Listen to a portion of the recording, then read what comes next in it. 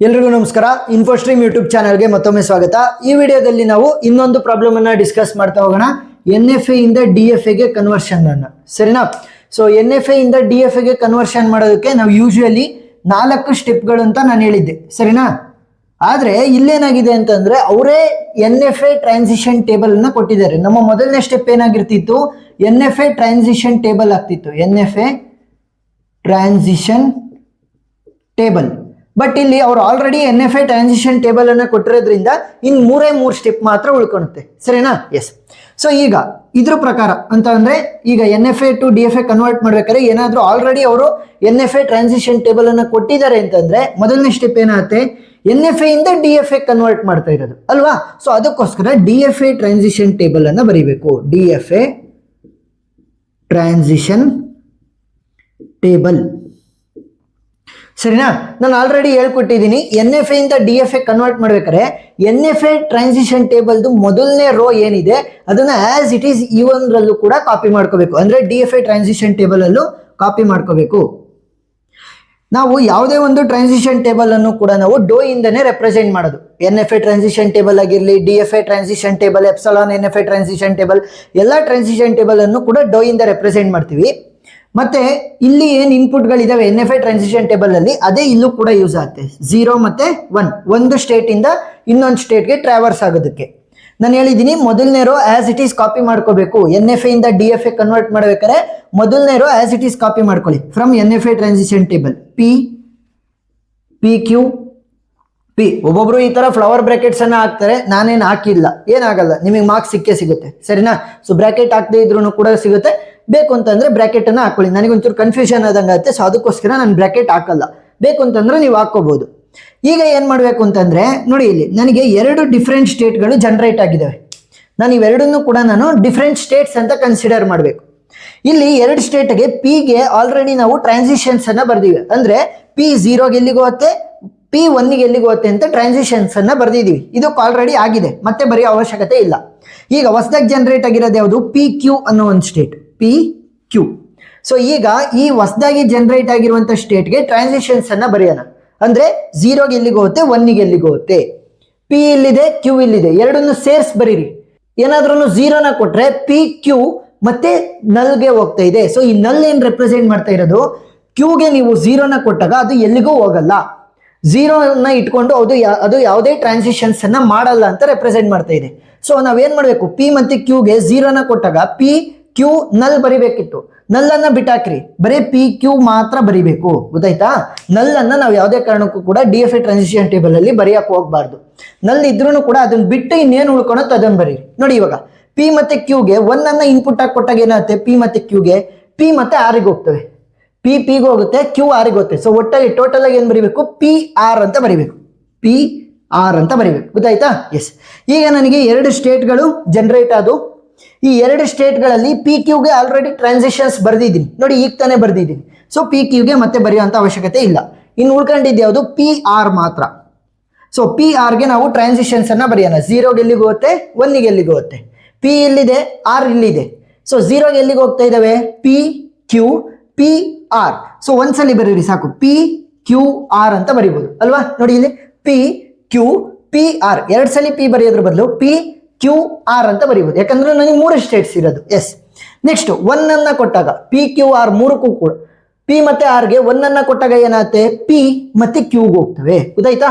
P ಮತ್ತೆ Rಗೆ 1 ಅನ್ನ ಕೊಟ್ಟಾಗ ಇದು Pಗೆ ಹೋಗುತ್ತೆ, ಮತ್ತೆ R Qಗೆ ಹೋಗುತ್ತೆ. ಸೊ P ಮತ್ತೆ Q ಅಂತ ಬರಿಬೇಕು. ಈಗ 2 ಸ್ಟೇಟ್ ಜನರೇಟ್ ಆದಂಗಾಯ್ತು.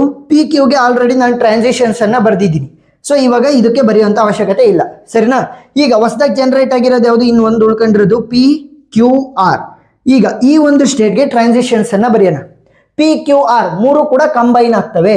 0ನ ಇನ್ಪುಟ್ ಆಗಿ ಕೊಟ್ಟಾಗ ಎಲ್ಲಿಗೆ ಹೋಗುತ್ತೆ, PQ ನಲ್ PR, ಇದಷ್ಟು ಬರಿಬೇಕಿತ್ತು. ಸೊ ನಲ್ ಅನ್ನ ನಾವು ಆಸ್ ಯೂಶುವಲ್ ಬರೆಯಲ್ಲ, ಮತ್ತೆ P ರಿಪೀಟ್ ಆಗಿದೆ, ಒಂದ್ಸಲಿ ಬರೆದ್ರೆ ಸಾಕು. ಸೊ PQR ಆಗುತ್ತೆ. ಗೊತ್ತಾಯ್ತಾ ಯಾವ ರೀತಿ? PQ ನಲ್ PR ಅಷ್ಟು ಬರಿಬೇಕಿತ್ತು, ಬಟ್ ನಲ್ ಅನ್ನ ಬರೆಯಂಗಿಲ್ಲ. ನೆಕ್ಸ್ಟ್ P 2 ಸಲ ರಿಪೀಟ್ ಆಗಿದೆ, ಒಂದ್ಸಲಿ ಬರೆದ್ರೆ ಸಾಕು. ಸೊ PQR ಅಂತ ಬರೆದ್ರೆ ನಡೆಯುತ್ತೆ, ಸರಿನಾ? ಎಸ್. ನೆಕ್ಸ್ಟ್ 1 ಅನ್ನ ಇನ್ಪುಟ್ ಆಗಿ ಕೊಟ್ಟಾಗ ಎಲ್ಲಿಗೆ ಹೋಗ್ತವೆ, PQR 3 ಸೇರಿಸಿ PRQ ಅಂತಂದ್ರೆ PQR ಆಯ್ತು ಅಲ್ವಾ? ಪಿ ಕ್ಯೂ ಆರ್ ಆಯಿತು. ಆರ್ಡರ್ ಚೇಂಜ್ ಆದ್ರೂ ಕೂಡ ಅದರಲ್ಲಿರುವಂಥ ಎಲಿಮೆಂಟ್ಸ್ಗಳನ್ನು ನೋಡಿದಾಗ ನಮಗೆ ಗೊತ್ತಾಗ್ತಾ ಹೋಗುತ್ತೆ.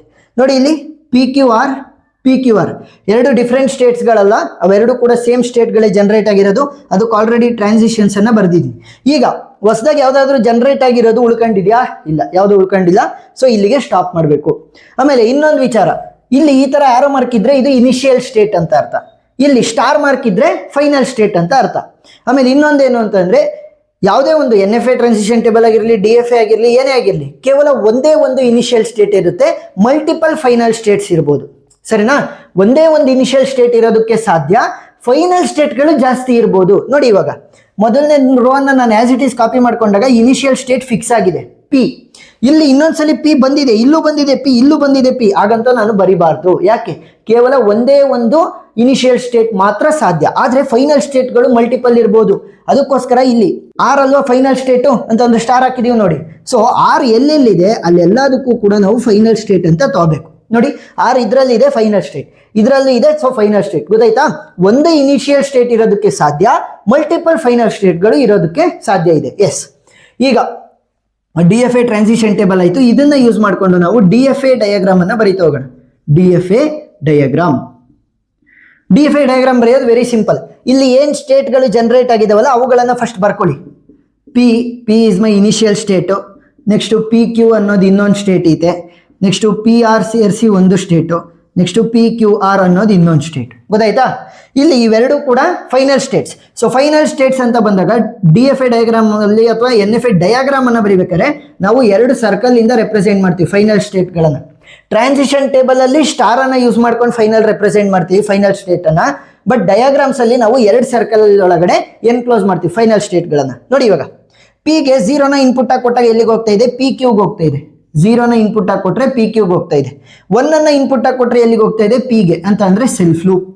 ನೆಕ್ಸ್ಟ್ 0ನ ಇನ್ಪುಟ್ ಆಗಿ ಕೊಟ್ರೆ ಪಿ ಕ್ಯೂಗೆ ಎಲ್ಲಿಗೆ ಹೋಗ್ತಾ ಇದೆ? ಪಿ ಕ್ಯೂಗೆ ಹೋಗ್ತಾ ಇದೆ ಅಂತ ಅಂದ್ರೆ ಸೆಲ್ಫ್ ಲೂಪ್ 0ಗೆ. ನೆಕ್ಸ್ಟ್ 1ಅನ್ನ ಕೊಟ್ಟಾಗ ಎಲ್ಲಿಗೆ ಹೋಗ್ತಾ ಇದೆ? ಪಿ ಆರ್ಗೆ ಹೋಗ್ತಾ ಇದೆ. ಪಿ ಕ್ಯೂಗೆ 1ಅನ್ನ ಕೊಟ್ಟಾಗ ಪಿ ಆರ್ಗೆ ಹೋಗ್ತಾ ಇದೆ. ನೆಕ್ಸ್ಟ್ ಪಿ ಆರ್ಗೆ 0ನ ಇನ್ಪುಟ್ ಆಗಿ ಕೊಟ್ಟಾಗ ಎಲ್ಲಿಗೆ ಹೋಗ್ತಾ ಇದೆ? ಪಿ ಕ್ಯೂ ಆರ್ಗೆ ಹೋಗ್ತಾ ಇದೆ. ಸೊ ಪಿ ಕ್ಯೂ ಆರ್ಗೆ 0ನ ಇನ್ಪುಟ್ ಆಗಿ ಕೊಟ್ರೆ, ಅದೇ ಏನಾದರೂ 1ಅನ್ನ ಇನ್ಪುಟ್ ಆಗಿ ಕೊಟ್ರೆ ಎಲ್ಲಿಗೆ ಹೋಗ್ತಾ ಇದೆ? ಪಿ ಕ್ಯೂಗೆ ಹೋಗ್ತಾ ಇದೆ. ಸೊ ನೋಡಿ 1ಅನ್ನ ಇನ್ಪುಟ್ ಆಗಿ ಕೊಟ್ರೆ ಪಿ ಕ್ಯೂಗೆ ಹೋಗ್ತಾ ಇದೆ. ಗೊತ್ತಾಯ್ತಾ? Yes. Next P Q R 0ನ ಇನ್ಪುಟ್ ಆಗಿ ಕೊಟ್ಟಾಗ ಎಲ್ಲಿಗೆ ಹೋಗ್ತಾ ಇದೆ? ಪಿ ಕ್ಯೂ ಆರ್ಗೆ ಹೋಗ್ತಾ ಇದೆ, ಸೆಲ್ಫ್ ಲೂಪ್. ನೆಕ್ಸ್ಟ್ 1ಅನ್ನ ಕೊಟ್ಟಾಗ ಕೂಡ ಅದಕ್ಕೆ ಹೋಗ್ತಾ ಇದೆ, ಪಿ ಕ್ಯೂ ಆರ್. ಸೊ ಎರಡೆರಡು ಸಲ ಬರೆಯೋದ್ರ ಬದಲು 0,1 ಅಂತ ಅಂದ್ರೆ 0 ಕೊಟ್ರು ಪಿ ಕ್ಯೂ ಆರ್, 1 ಕೊಟ್ರು ಪಿ ಕ್ಯೂ ಆರ್. ಈಗ ನನಗೆ D F A diagram ready ಆಯ್ತು. ಇದನ್ನ ನಾನು ಏನ್ ಮಾಡ್ಬೇಕು ಅಂತಂದ್ರೆ ಲಾಸ್ಟ್ ಅಲ್ಲಿ ಸ್ಟ್ಯಾಂಡರ್ಡೈಸ್ಡ್ ಫಾರ್ಮೆಟ್ ಅಥವಾ ಜನರಲ್ ಫಾರ್ಮೆಟ್ ಅಲ್ಲಿ ಬರಿಬೇಕು. So D F A general format ಯಾವ ರೀತಿ ಇರುತ್ತೆ? Simple, M is equal to Q comma summation comma ಡೋ ಕಾಮ Q0 ಕಾಮ ಎಫ್. ಈಗ ಒಂದೊಂದನ್ನೇ ನಾವು ಎಕ್ಸ್ಪ್ಲೈನ್ ಮಾಡ್ತಾ ಬರೆಯೋಣ. ಕ್ಯೂ ಅಂತ ಅಂದ್ರೆ ಏನು? ನನ್ನ ಡಿ ಎಫ್ ಎ ಡಯಾಗ್ರಾಮ್ ಅಲ್ಲಿ ಯೂಸ್ ಆಗಿರುವಂತಹ ಸ್ಟೇಟ್ಗಳು ಯಾವ್ಯಾವ ಸ್ಟೇಟ್ಸ್ ಯೂಸ್ ಆಗಿದೆ? P, P Q, P R, P Q R ಅನ್ನೋ ಸ್ಟೇಟ್ಗಳು ಯೂಸ್ ಆಗಿದೆ. ಸೊ ಪಿ ಅನ್ನೋದೊಂದು ಸ್ಟೇಟು, ಪಿ ಕ್ಯೂ ಅನ್ನೋದೊಂದು ಸ್ಟೇಟ್ ಯೂಸ್ ಆಗಿದೆ, ಪಿ ಆರ್ ಅನ್ನೋದೊಂದು ಸ್ಟೇಟ್ ಯೂಸ್ ಆಗಿದೆ, ಪಿ ಕ್ಯೂ ಆರ್ ಅನ್ನೋದೊಂದು ಸ್ಟೇಟ್ ಯೂಸ್ ಆಗಿದೆ. ಯಾವ್ಯಾವ ಸ್ಟೇಟ್ ಯೂಸ್ ಆಗಿದೆ ಅದನ್ನು ಬರ್ದಿದ್ದೀನಿ. ನೆಕ್ಸ್ಟ್ ಸಮೇಷನ್ ಅಂತ ಅಂದ್ರೇನು? ಒಂದು ಸ್ಟೇಟ್ ಇಂದ ಇನ್ನೊಂದು ಸ್ಟೇಟ್ಗೆ ಟ್ರಾನ್ಸಿಷನ್ಸ್ ಅನ್ನ ಮಾಡೋದಕ್ಕೋಸ್ಕರ ಯಾವ ಇನ್ಪುಟ್ ಗಳನ್ನ ಯೂಸ್ ಮಾಡಿದ್ದೀನಿ?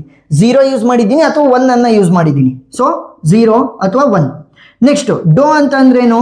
ಡೋ represents the transition table. D F A transition table already ಬರ್ದಿದ್ದೀನಿ, ಸೊ ಮತ್ತೆ ಬರೆಯುವಂತ ಅವಶ್ಯಕತೆ ಇಲ್ಲ. ನೆಕ್ಸ್ಟ್ Q0 ಅಂತ ಅಂದ್ರೇನು? ಇನಿಷಿಯಲ್ ಸ್ಟೇಟ್ ಅಂತ ಅರ್ಥ. Q0 ಅಂದ್ರೆ ಇನಿಷಿಯಲ್ ಸ್ಟೇಟ್. ಸೊ ಇಲ್ಲಿ ಇನಿಷಿಯಲ್ ಸ್ಟೇಟ್ ಯಾವುದು? ಒಂದೇ ಒಂದು ಇರೋದಕ್ಕೆ ಸಾಧ್ಯ, ದಟ್ ಈಸ್ ಪಿ. ಬರೀರಿ ಇಲ್ಲಿ initial state. Next final state. F ಅಂತ ಅಂದ್ರೇನು? ಫೈನಲ್ ಸ್ಟೇಟ್ ಅಂತ ಅರ್ಥ. ಇಲ್ಲಿ ಫೈನಲ್ ಸ್ಟೇಟ್ ಎಷ್ಟು? 2 ಇದಾವೆ. ನಾನು ಹೇಳಿದ್ದೆ ಮಲ್ಟಿಪಲ್ ಫೈನಲ್ ಸ್ಟೇಟ್ಸ್ ಇರ್ಬೋದು, ಆದ್ರೆ ಒಂದೇ ಒಂದು ಇನಿಷಿಯಲ್ ಸ್ಟೇಟ್ ಇರೋದಕ್ಕೆ ಸಾಧ್ಯ ಅಂತ. ಸೊ ಫೈನಲ್ ಸ್ಟೇಟ್ ಯಾವ್ಯಾವ ಇರೋದು? ನನಗೆ ಪಿ ಆರ್ ಅನ್ನೋದೊಂದಿದೆ, ನೆಕ್ಸ್ಟ್ ಪಿ ಕ್ಯೂ ಆರ್ ಅನ್ನೋದೊಂದಿದೆ. ಸೊ ಇವೇ ನೀವು ಫೈನಲ್ ಸ್ಟೇಟ್ಸ್. ಗೊತ್ತಾಯ್ತಾ? ಏನಾದ್ರೂ ಕೂಡ ಎನ್ ಎಫ್ ಎ ಡಯಾಗ್ರಾಮ್ ಅನ್ನ ಕೊಟ್ಟಿದ್ರೆ ಮೊದಲನೇ ಸ್ಟೆಪ್ ಆಗಿ ಟ್ರಾನ್ಸಿಷನ್ ಟೇಬಲ್ ಕನ್ವರ್ಟ್ ಮಾಡ್ಕೊಂಡು ಆಮೇಲೆ ಈ 3 ಸ್ಟೆಪ್ಗಳನ್ನ ಬರಿತಾ ಇದ್ದು. ಸೊ ಟೋಟಲ್ 4 ಆದಂಗೆ ಆಗ್ತಿತ್ತು. ಬಟ್ ಇಲ್ಲಿ ಅವರೇ N F A transition table ಅನ್ನ ಕೊಟ್ಟಿರೋದ್ರಿಂದ 3 ಸ್ಟೆಪ್ ಉಳ್ಕೊಂತ ಹೋಗ್ತವೆ. ಸರಿನಾ? ಸೊ 2 ರೀತಿನೂ ಕೂಡ ನೀವು ಕಲ್ತ್ಕೊಂಡಿರ್ಬೇಕು. ವಿಡಿಯೋ ಇಷ್ಟ ಆಗಿದ್ರೆ ಸಬ್ಸ್ಕ್ರೈಬ್ ಆಗೋದನ್ನ ಮರಿಬೇಡಿ.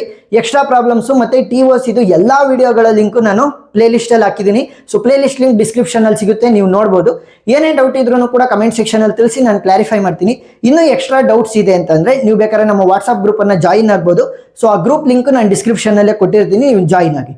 ಸೊ ವಿಡಿಯೋ ಇಷ್ಟ ಆಗಿದ್ರೆ ಸಬ್ಸ್ಕ್ರೈಬ್ ಆಗೋದನ್ನ ಮರಿಬೇಡಿ. Thank you for watching.